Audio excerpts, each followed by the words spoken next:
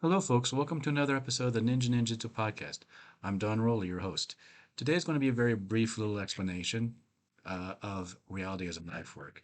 Now, some of you might be aware that I recently came out with a book on Tanto Jitsu, kind of covering one thing that they're in general knowledge among people that know what they're doing, but not too well known among the rest of the population.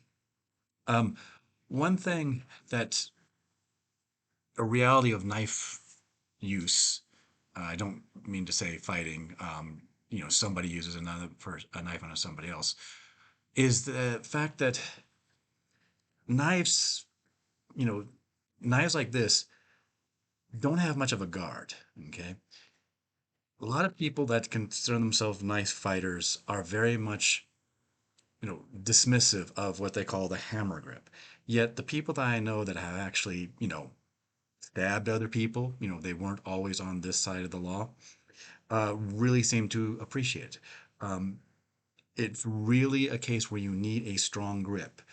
What happens is that when you hit something solid, like a person, frequently what would happen is that it will not stop and your hand runs down and slices open your own palm. It happens quite a lot. In fact, I've been told that whenever there's a stabbing in some areas, they immediately go, to the ER and let them be aware that somebody might be coming in with sliced fingers and a story. One of the best ways to avoid this is just get a guard like this. Again, this is a tsuba. It's called a guard. It's not going to protect much of the hand, from other weapons at this size, but you can imagine that it's good at stopping the hand from running down onto the blade. Now, one of the things that I've done is that I've used drones, plastic or wooden replicas of knives that I've had, and I've actually like stabbed brick walls. I'm not advising people to do that. Most people really will not run into a situation where they have to stab someone.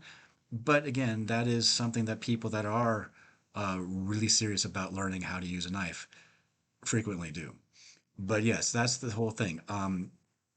Sometimes, you can get a grip that can kind of be backed up going into your palm. This is not the most reliable.